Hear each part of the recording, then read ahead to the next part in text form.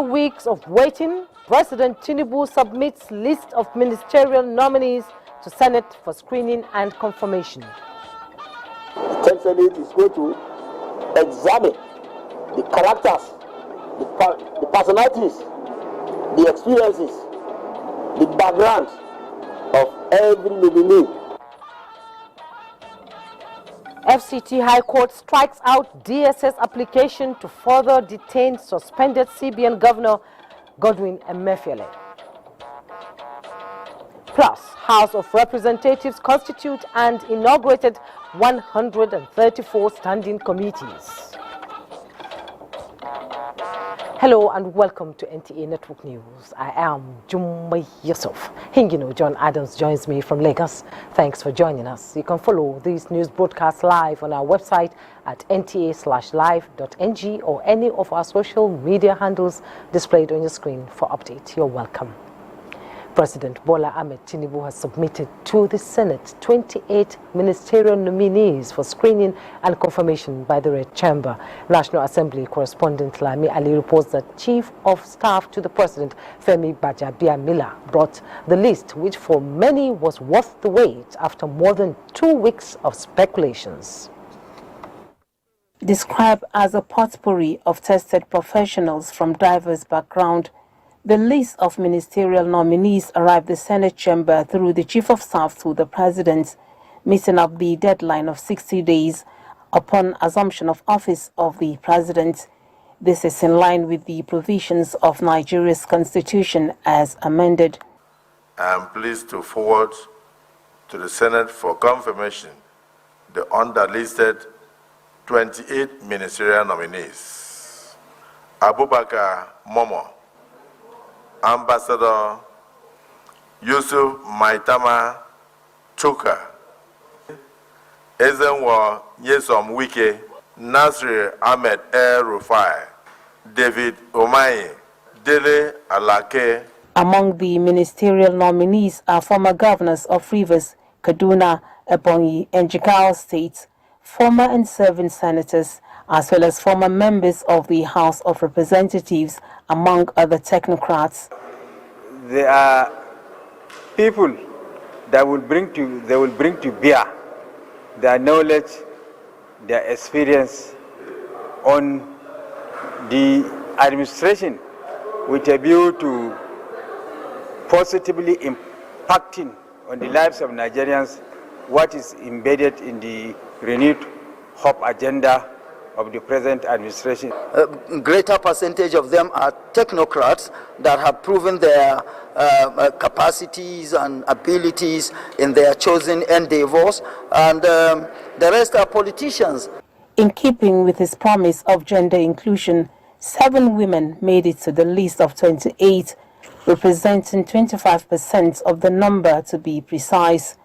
A date for their screening will soon be announced, just as more names are expected from the President. The Senate is going to examine the characters, the personalities, the experiences, the background of every nominee.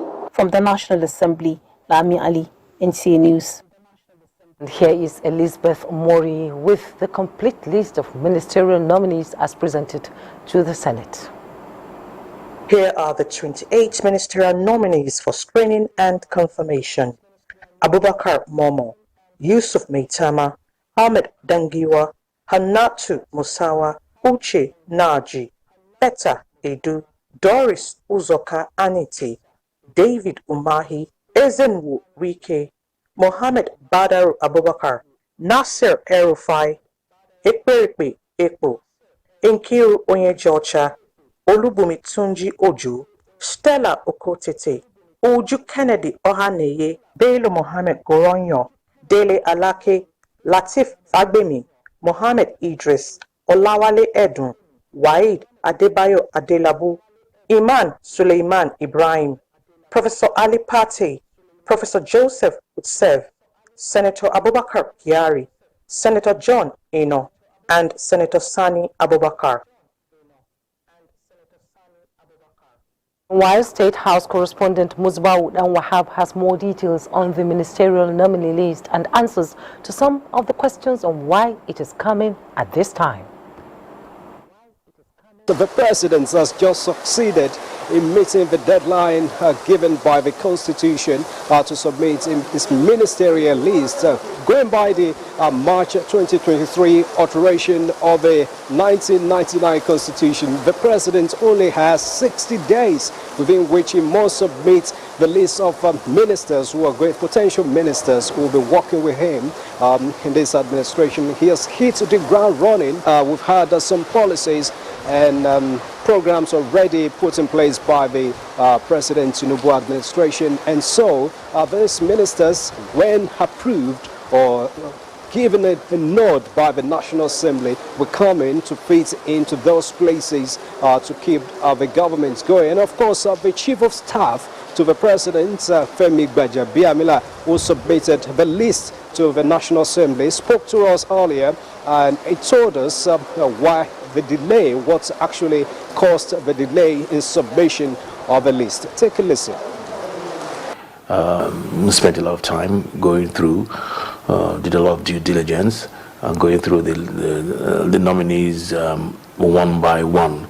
He had, as you know, where he had 60 days from the time of inauguration, as stipulated by in the Constitution.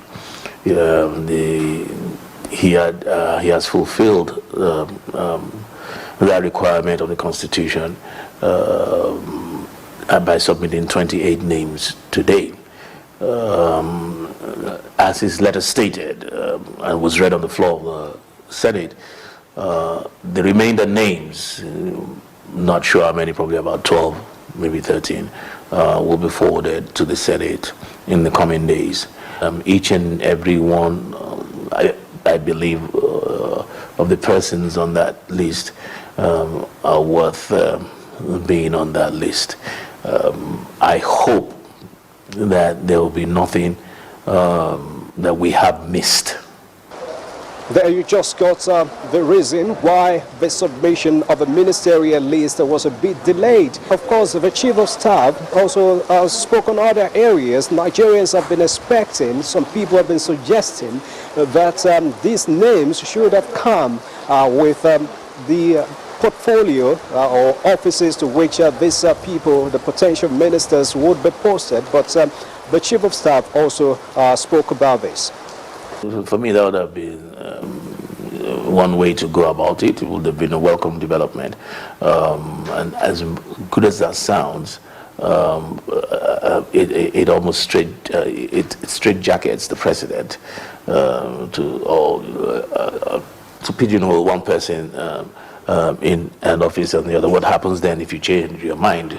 If you change your mind, you then bring the person back for screening again, because the president is at liberty to change your mind. For instance, if I decide I want somebody as Minister of Labor, and then after sending the name later on, I decide that, you know what, I didn't know this about this person would actually be better in another, with another portfolio.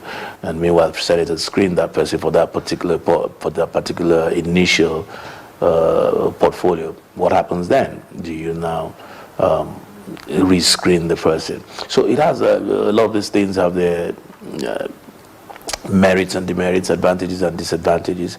And our Nigerians will keep our fingers crossed to wait and see the National Assembly, particularly the Senate, do their work, the needful, by having conversations with ministers and, of course, where necessary, approve the nominees are submitted by the President. So that is now left to the National Assembly to do. Well, it's left to the National Assembly to do. Now, moving on, stakeholders of the All Progressives Congress have commended the choice of the 28 ministerial nominees President Bola Tinubu sent to the National Assembly for confirmation. They assured that with this development, Nigerians should expect more commitment towards the speedy realization of the renewed hope agenda.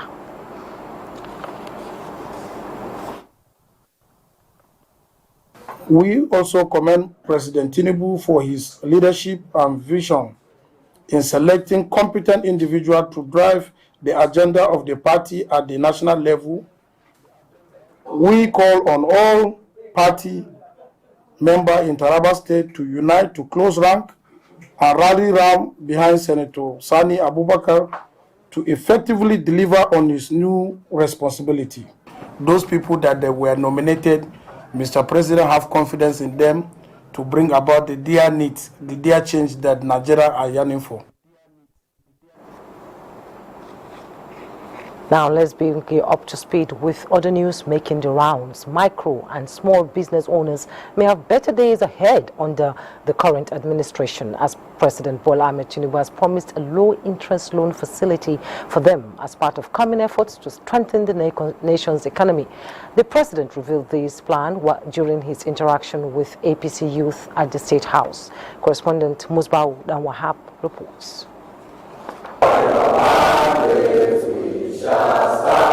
Energetic and young, the foot soldiers of a ruling party relishing the gains of the electioneering struggle, culminating in the emergence of President Bola Tinubu. They confirmed the then candidate made their job easy with his pedigree as an outstanding politician. And now, as the president, with his policies and programs so far, the youths are not disappointed. We trust and we have full confidence in the man on the steering. We know that he has the full intention to ensure that Nigeria is on the path of greatness. He's not after Nigeria's resources. He knows what to do, but he needs to ensure that he takes a decision that will give us long-term benefit and make Nigeria like America and put an end to Jackpot syndrome. On behalf of all young women within the APC, I humbly appeal to Your Excellency to strongly consider an overall 15% inclusion of young women. President Tinubu acknowledged the contribution of his party youths leading to his success, but again, he demonstrated he is in tune with the economic realities occasioned by the fuel subsidy removal, and he said it is a necessary sacrifice to terminate a monster of over 40 years and redirect the ship of a nation towards a reassuring future. Our life is back. Our prosperity is coming. Our happiness is along the way. Talk to your parents, uncles, and relatives that this president cares dearly for the economic benefits and welfare of this country. For Nigerians, palliative to cushion the effect of the fuel subsidy removal is long overdue, but aside the immediate intervention, President Tinubu is setting his eyes on a bigger picture. Yes, people are anxious about the palliative. Palliative is not the solution. It's just a temporary relief. The long-term prospect of the nation and the benefit is for us to re-engineer the finances and the economy of our great country. That, I assure you, I will do. I have very, very high hopes and trust in what the president has said. He has proven over the years to be a man of integrity. See the president as someone who understands what is going on out there in the country. He has given us adequate assurances of inclusiveness. And the youths have been asking for a place as the leaders of tomorrow, but their hope has been renewed that they will also be parts of today in preparation for tomorrow. From the State House, Musbah and Wahab, NTA News. On the international scene, Russian President Vladimir Putin says his government is making full efforts to avert global food crisis. He stated this at the plenary session of a two-day Russia-Africa summit attended by African heads of state and government. State House correspondent Abdurrahman Usman Jibril reports. 54 African leaders are seated in this hall on the invitation of the Russian president to discuss on economic and humanitarian issues. The forum seeks to actively participate in building a fairer system of distribution of resources, taking maximum effort to avert global food crisis. Russian food exports to Africa is key. President Putin stated the goals of using the summit to to strengthen ties with a continent of 1.3 billion people that is increasingly assertive on the global stage. Sector, we will further assist our African friends in developing not only the college but also general and vocational education.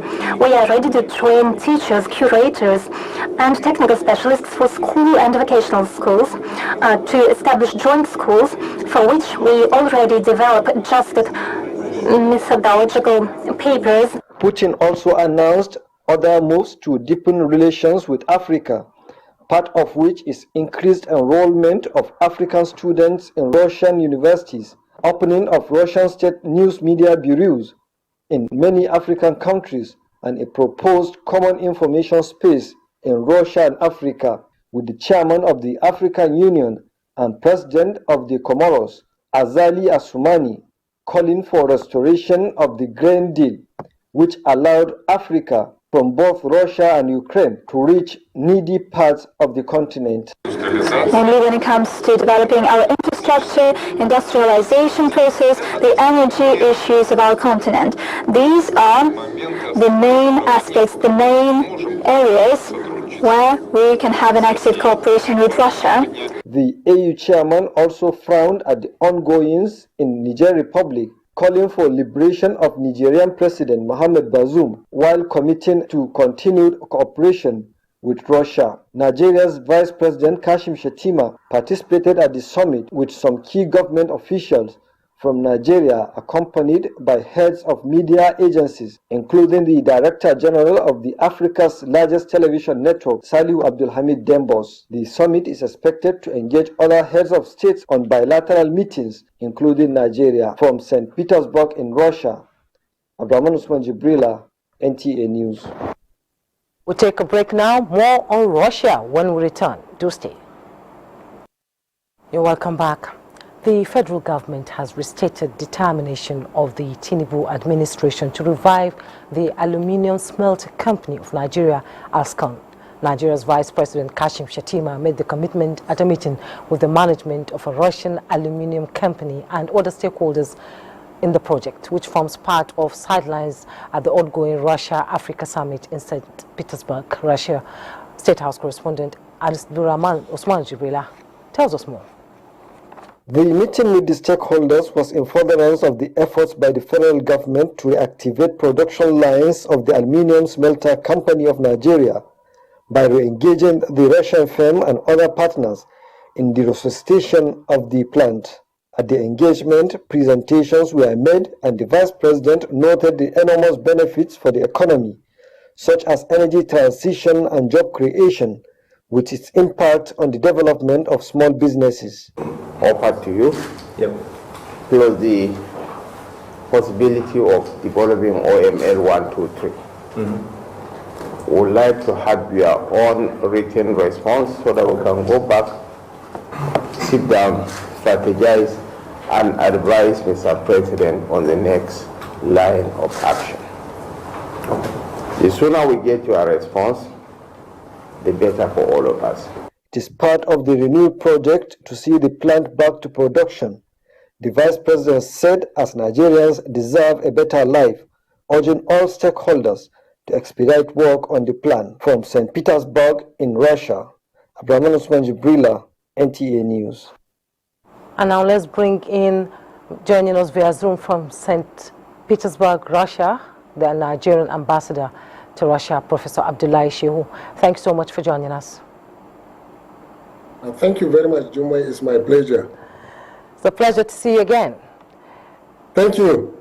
So let's talk about the importance of this summit to Russia on one hand and African countries on the other, because we saw what happened in 2019 with Sochi, where so many promises were made and these promises were dashed. So what is different with this summit this time around? The overall summit is a convergence of needs and opportunities. Therefore, with the current sanctions imposed on Russia, Russia has made Africa its priority in terms of its foreign policy and investment, and therefore is looking for every opportunity to develop strategic partnership with African countries in different sectors. On the other hand, African countries have some needs that they will maybe approach Russia to cooperate with. Now, the most important thing about this cooperation is that it's a cooperation of equals. It's not a cooperation of maybe beggar, giver, or servant, not at all. This is a cooperation of equals, and His Excellency President Putin made this very clear in his statement this morning. So we have our own needs. They have the opportunities, especially in terms of development requirements. We have vast resources in Africa, and they have the technology. So they have the comparative advantage in that area, and we hope that we'll explore it in the area of economic relations, medicine, science and technology, and security measures. So we hope that this summit will consolidate on the first summit that was held in 2019. And you asked the question, what is different? Well, several countries face a lot of challenges implementing the declarations that were arrived at in the 2019 summit because of the coronavirus pandemic. Now it is believed that with Russia now focusing more on Africa, it is left to Africans now to identify their strategic needs, develop a negotiated approach, and prioritize their objectives and engage constructively with the Russian Federation. Yes, indeed. Russia has been, have had a long-standing relationship with Africa, and now food security is on the table at this meeting. So what proposal is Africa putting on the table to end the Russia versus Ukraine conflict, given its impact on food security, and how receptive is President Putin of this suggestion? Because in June we saw African leaders trying to broker peace between Ukraine and Russia. Well, President Putin made it very clear during the summit, opening of the summit, that Russia is not the cause of any food security anywhere. And for Africa, he has made significant offers of millions of tons to Africa, both for free, and anyhow they said they are going to get the grains to Africa. He has also made offers of millions of tons of fertilizer to African countries. The sharing formula would be there are critical needs in some countries than others. So priority will be given to those countries that are more poverty-stricken, sorry to use the word poverty-stricken, or who are more in need of food. And then those that are in need of other things, they will be prioritized, and Russia will offer technical assistance, or they will negotiate by way of counterpart funding or external financing. Okay, Ambassador, Professor Abdullahi Shehu, Nigerian ambassador to Russia, thank you so much for coming on Network News and shedding more light on the summit. It's been a pleasure. Thank you very much. It's my pleasure. Thank you.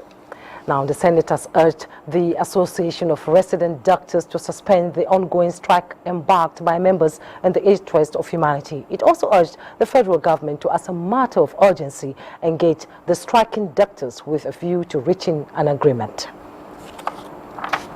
Identify and address the underlying issues leading to incessant strike in the health sector.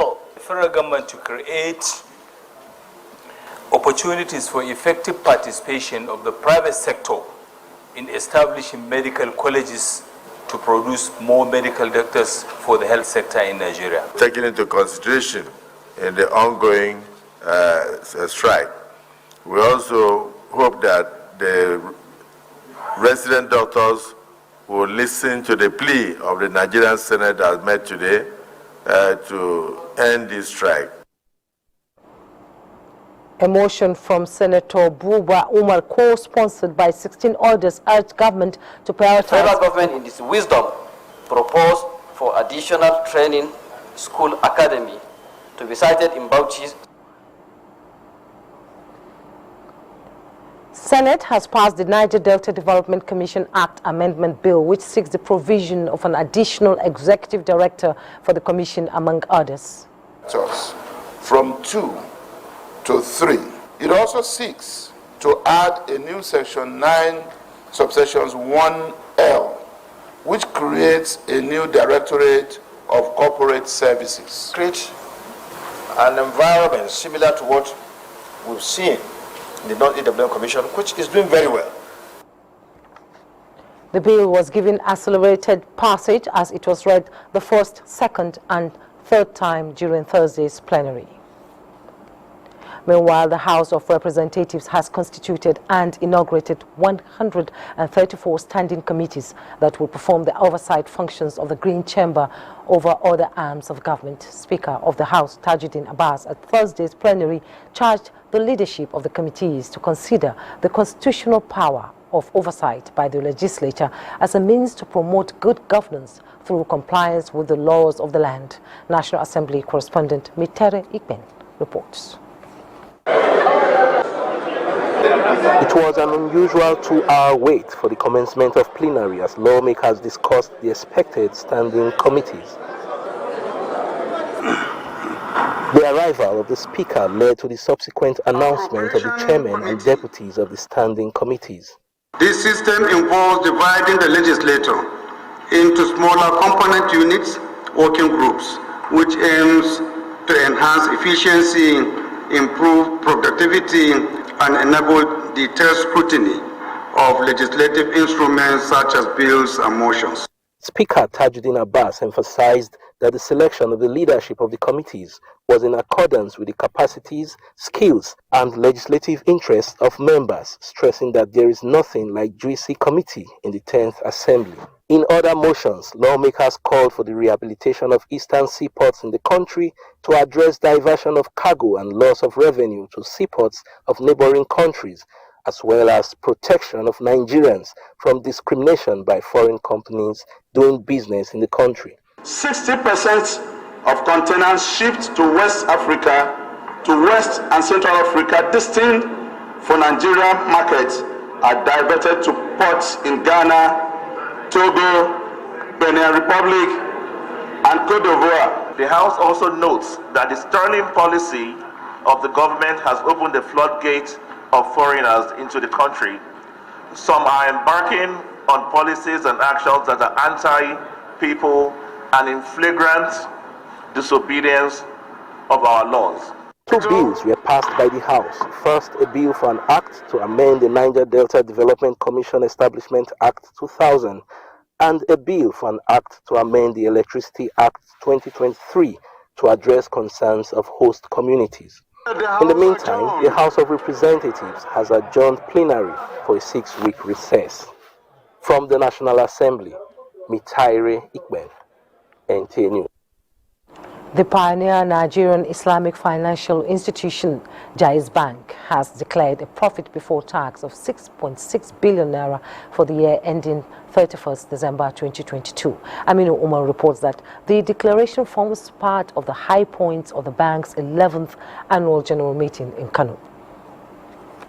Jibril Bank, which started operations with 3 branches, has now grown to more than 40 branches, spreading its financial tentacles and loyal services throughout the country.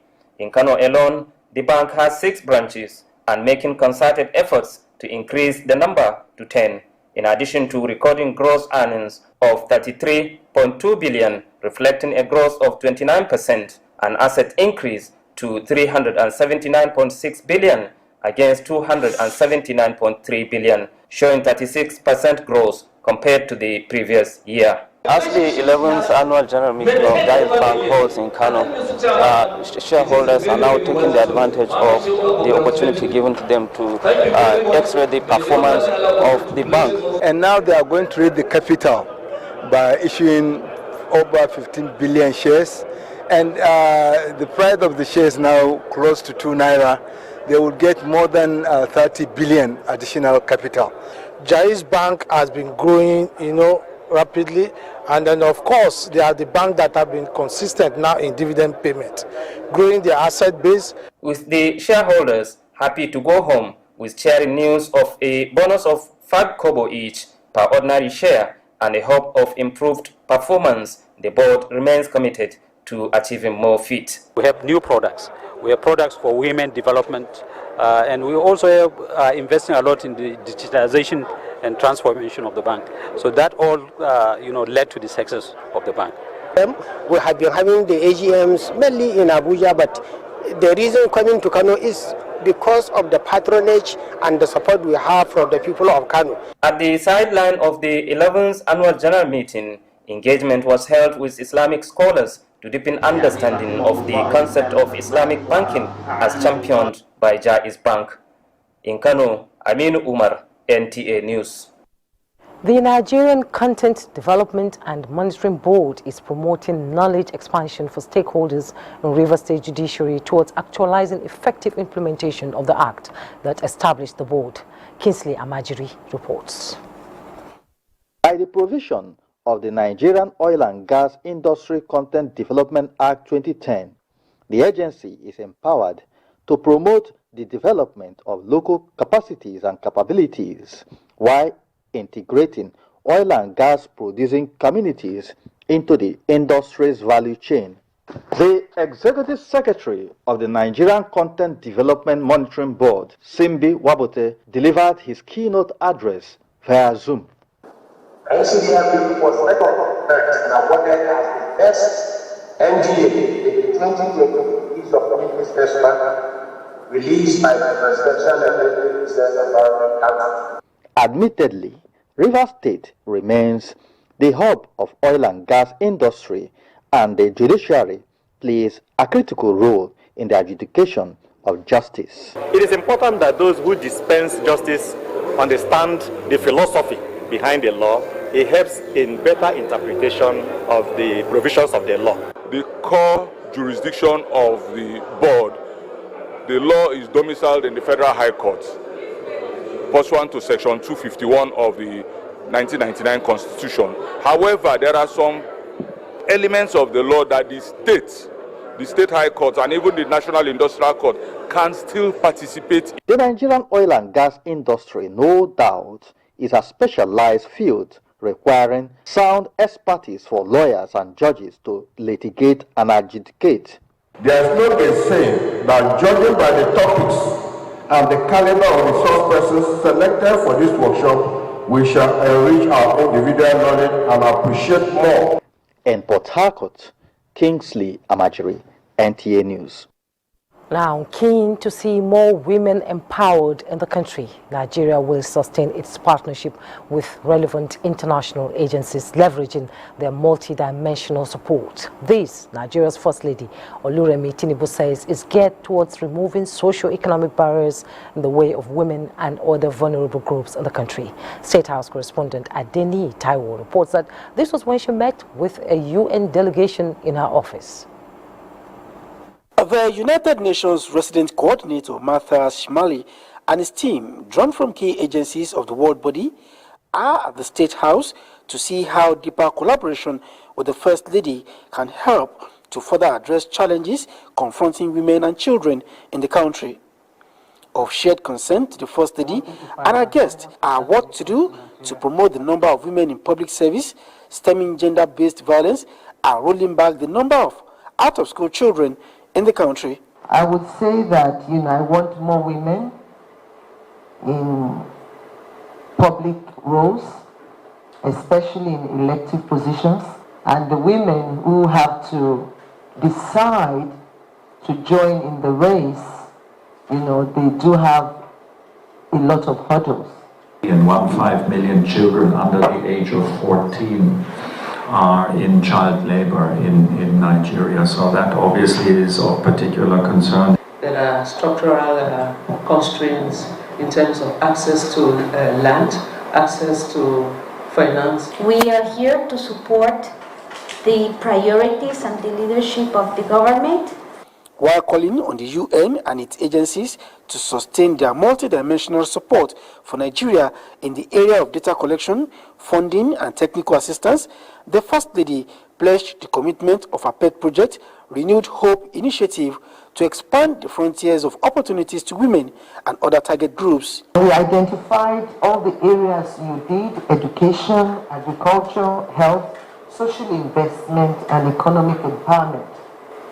So on education, we thought about the out-of-school children, orphans, and adult literacy. So we give a one-year scholarship. We're thinking that will take care of accommodation.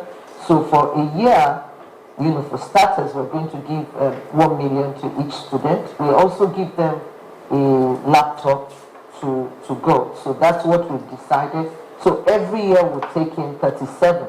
She also called on Nigerians to set and live by right priorities during the current phase. To acknowledge her support for the actualization of some of the Sustainable Development Goals, the First Lady was decorated with UN SDGs badge.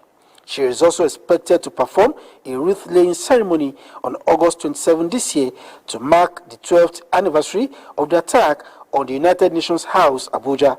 The First Lady also granted audience to the management team of an ICT giant who pledged support for Women in Tech initiative by providing high school training with artificial intelligence. In the State House, Adini Itaiwo, NTA News. I'm now to join Hingino in our Lagos studio for more on NTA Network News. Hello, Hingino. Lagos State government is working with the Nigerian Customs Service to decongest the seaports with a view to making them competitive and encouraging trade facilitation for economic development of the country.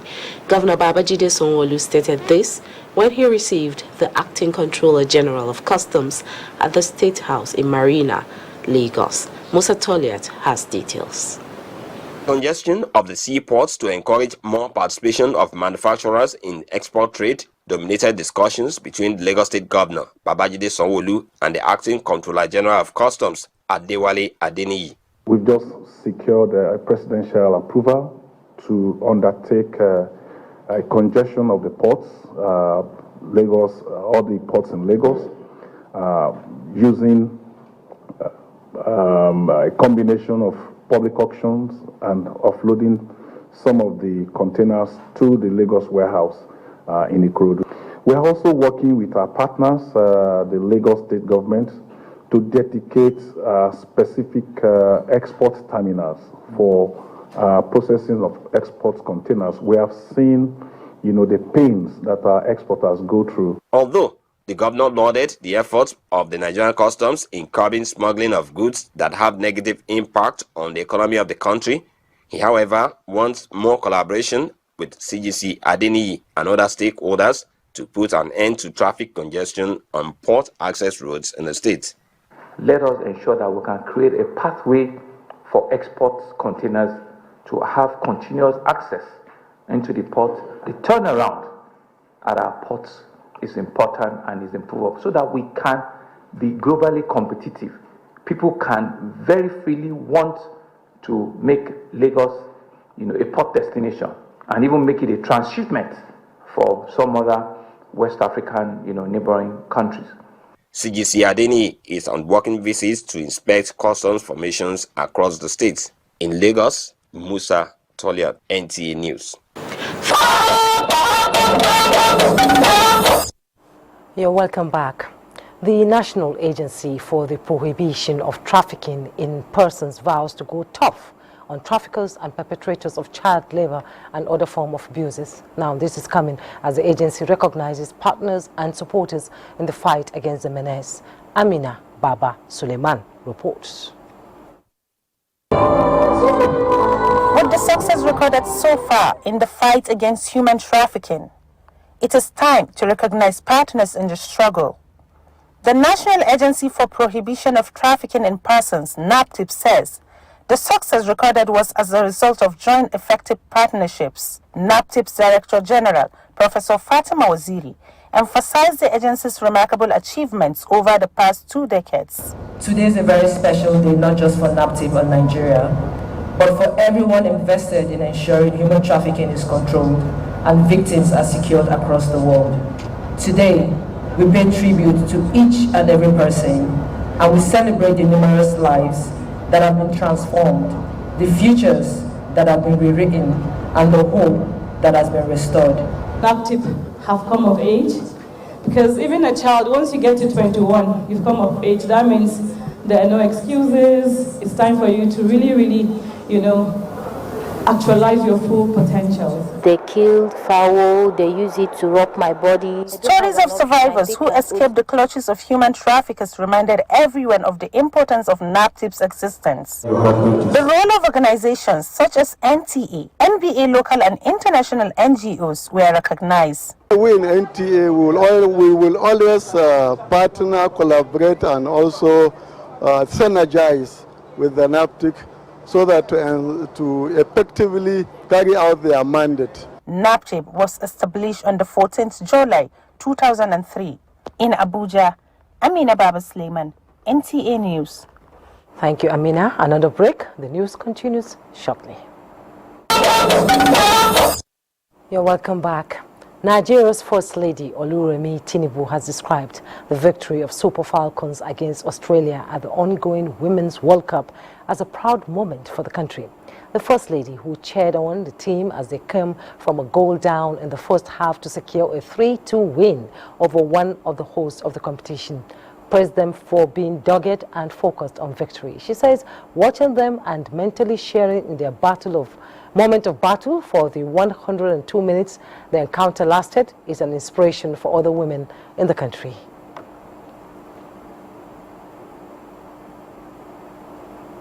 They've really done us proud, and I believe by the grace of God, they will come back with the cup. What do you want to say about the team? Fantastic team. I'm equally energized. I used to be afraid of soccer, I would not lie, but they are going to make me stand with them in support, in prayers, and I am very, very thankful that, they acknowledge God at the end of their victory, because victory belongs to God, but we are proud of them. I am particularly proud. Every step, they'll be victorious by the grace of God. While urging the team to go ahead and win the converted trophy, she reiterated her pledge to personally welcome them back to the country with the win. The Super Falcons have brightened their chances of qualifying from the group stage with 4 points from 2 matches. Their next group game is against Ireland. And we also wish them all the best from NTA. Thanks for watching NTA Network News tonight. I am Jummai Yusuf. Good night.